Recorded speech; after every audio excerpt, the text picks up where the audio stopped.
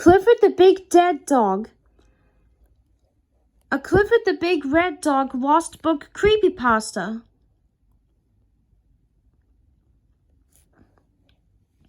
I'm sure you all know about the classic book series Clifford the Big Red Dog by Norman Bridwell. You know, the books consisting of a girl named Emily Elizabeth who loved the tiny red dog so much he grew into a big red dog. Yeah, that one. The book series was originally published in 1963. It was written by Norman Bridwell and also was turned into a cartoon series consisting of the same plot. My little sister actually liked this particular book. She had every book of the series exactly up to date, or so I thought. Her birthday was coming up in 2 weeks' time. I knew not of what I wanted to get her. I wanted to get her a brand new Clifford book, but she had all of them so far. There was not one she didn't have. She even possessed the very first original Clifford the Big Red Dog, one of the original copies too. Talk about spoiled rotten. I proceeded to speak to my guardian. She told me generally that Aunt Claire was an anonymous writer was an anonymous novel writer who specialized in children's books. She went by the name of Dren Cooper. Dren? What a strange name. But what does that have to do with your sister's birthday? I only had 2 weeks left. She then spoke about how Aunt Claire had been driven to insanity. Your Aunt Claire was a possessive child. If Aunt Claire owned something, she wouldn't let it go. Claire was not only possessive and protective, but she was the extremely jealous type. If she felt left out, she let them know about it, my guardian began. However, Aunt Claire never knew when to shut her mouth or leave well enough alone. She paused for a second and spoke in a lower and more quiet tone of voice. Your Aunt Claire was driven insane by my affection for your mother. Claire couldn't stand me and my love for your mom and became jealous of her. Remember how your mother was attacked that night of mid-August last year? She questioned me. Flashes of that day flickered in my brain faster than light. The brakes stopped working one night while we were riding in the car on an evening drive. Mom panicked, desperate for the car to stop. After a tumble in the car, crashing in the car on its side, a stranger broke into the car's broken and exposed window and held a knife to my mother's neck. The person holding the knife to my mom's neck wore a hoodie and a Richard Nixon mask underneath it. The gashes covered mine and my mother's bodies ached like hell, but not as much as my chest did. Seeing that knife by Mom's neck caused my heart to pound at a painful speed. A few moments later, however, a police cruiser had arrived at the scene. Finding a wrecked sedan crumbled into some pine trees and alerted an ambulance. Lucky us, we made our great escape. But I was never told who that was. I nodded slowly, trying to re-block that painful memory from my brain. That was your Aunt Claire. She was taken away to a mental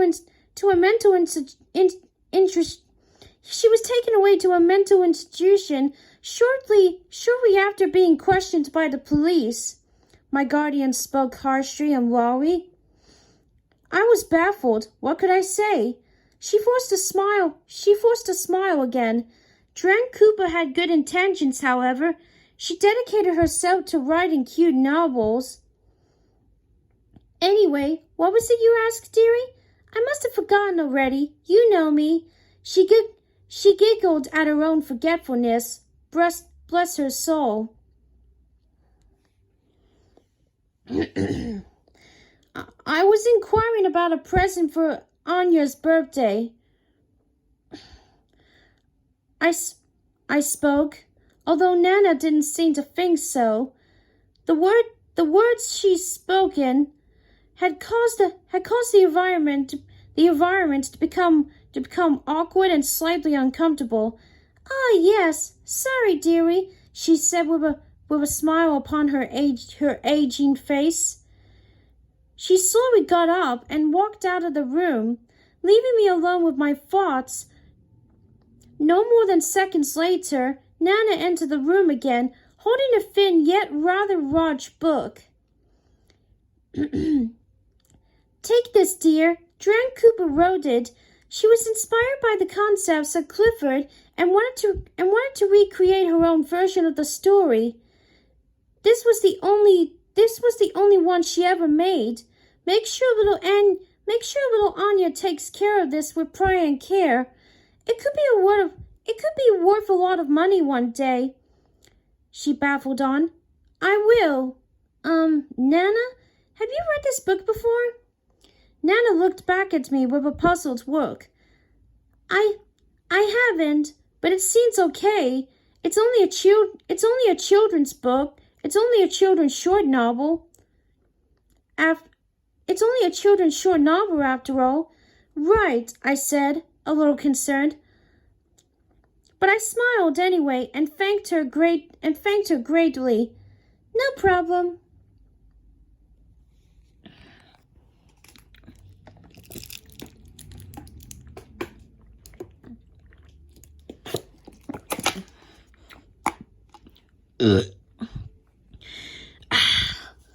Upon arriving home, I opened my bag containing the Clifford book. I had to hide from my sister. I looked at the cover. It worried me a little. The cover consisted of Clifford lying down in his kennel asleep. It was gray in the background, or at least a stone gray hue. It appeared to be raining. A red outline was drawn on all the characters, and full red for the dog, which appeared to be sleeping. A few people were surrounding it, each of them with a sad expression on their face.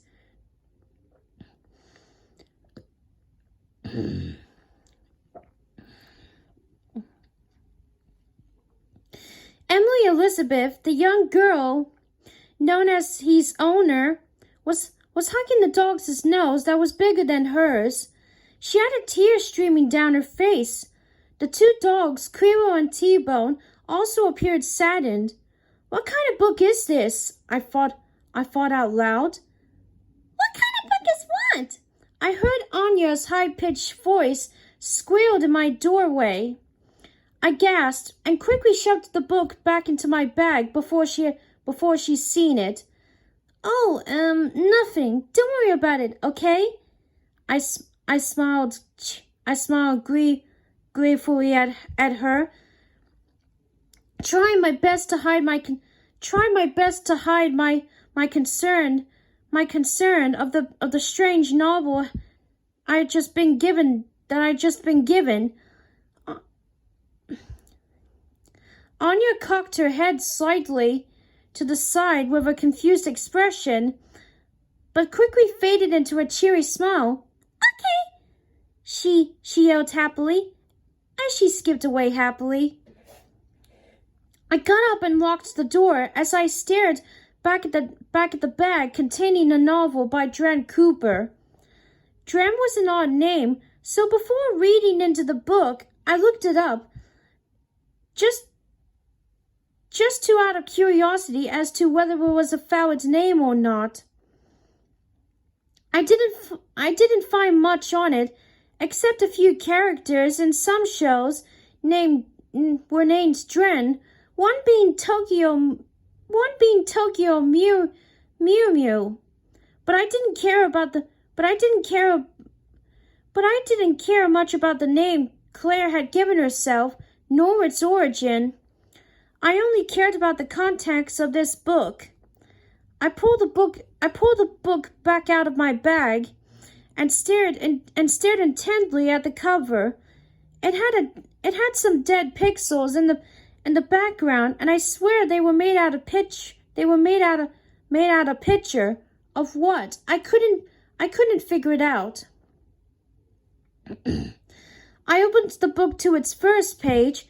It looked happy and normal. I gave a sigh of relief at the thought of it maybe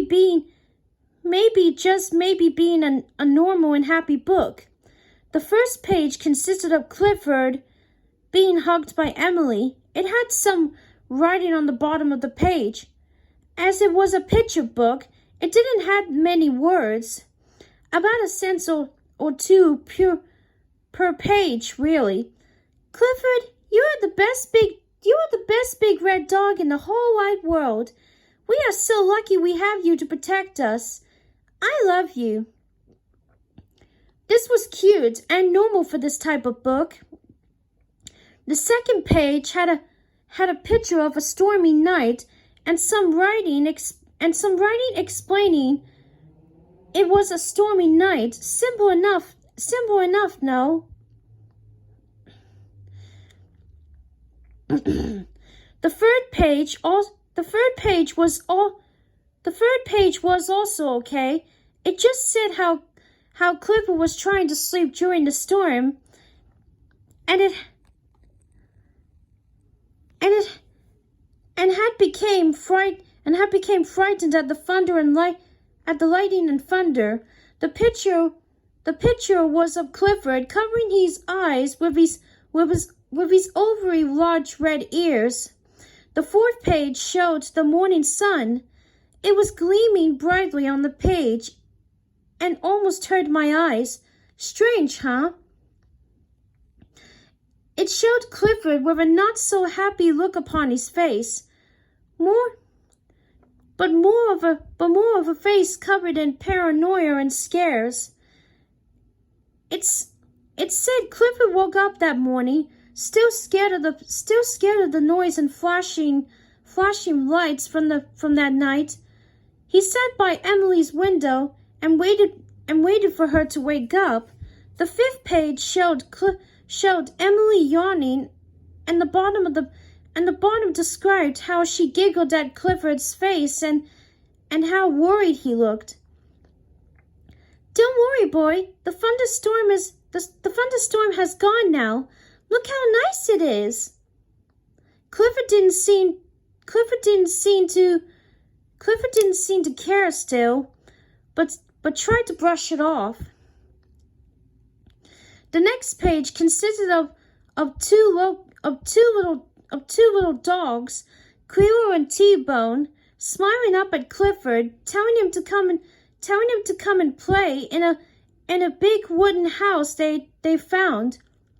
Page 7 showed the 3 dogs in a large wooden surrounded area. It looked like an empty room. Clifford, Emily said how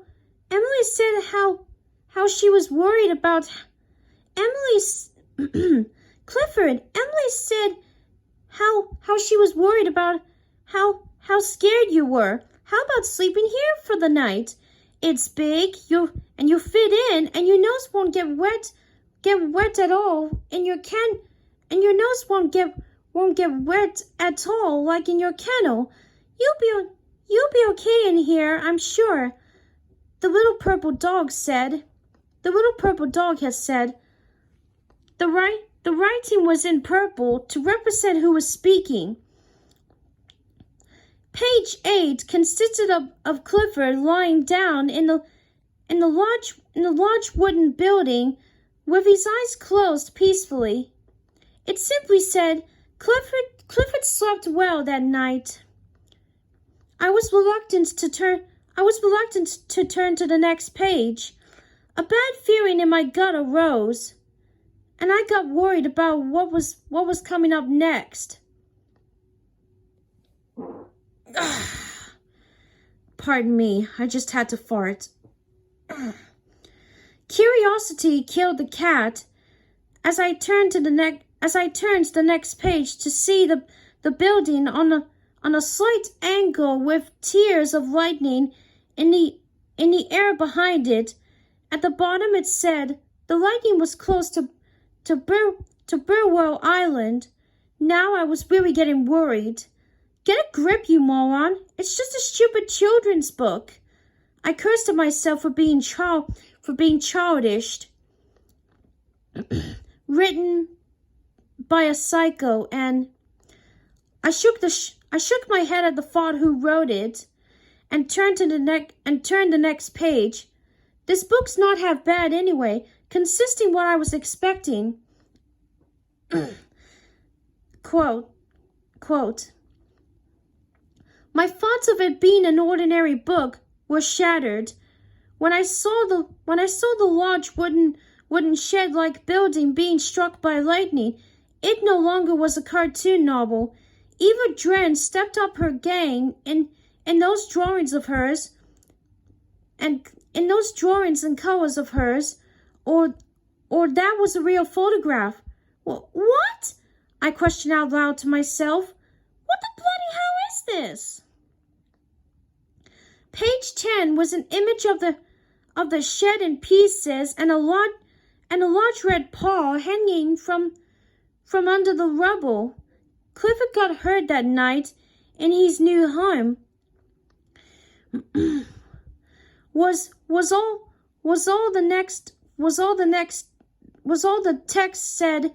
The next page showed some police officer Pete standing by what was no longer rubble, but the lying body of a large red creature. It didn't show what happened. It just had a large silhouette of the man attempting to hide the body of the unfortunate soul. Page 11 almost had me vomit, as it showed a lifelike body of a dog's body cut open. It was in black and white and extremely realistic,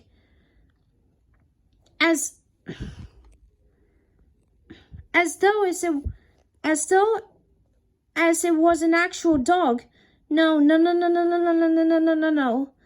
I mumbled to myself as I clutched my head. That wasn't Clifford. That was a photograph.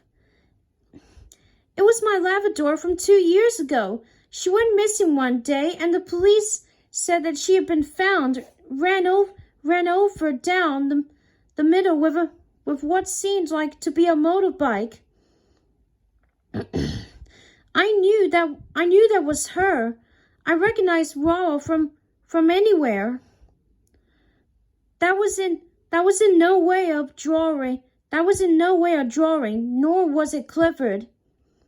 Tears streamed down my eyes as I turned to page 12 to see what was on the last page. To my surprise, it was the same picture as the cover. But instead of the title, Clifford the Big Red Dog, it said Clifford the Big Dead Dog in a bone-chilling red. I also looked closely into the final picture. It was not the exact same. Emily wasn't hugging her dog. However, she was there in the background, looking past Jenna and Charlie. Behind them was a tree, and a familiar blonde-haired girl wearing a pink top, black skirt, and striped knee-high socks was a hanging Emily. Her body was limp and lifeless. She wasn't much more than a silhouette. But it shook me to the bone. No pun intended. I put the book back in my bag and went out. I went to go buy Anya a cute charm bracelet. It was worth all the money I had, as I originally wanted to save it up. But I could never give her that thing, nor did I had any other present for her. I never looked at Clifford the same since. I can't stand watching the program or picking up another book. I tore up that copy using a paper shredder. The only copy that ever existed. The only time I'll see it now is in my nightmares.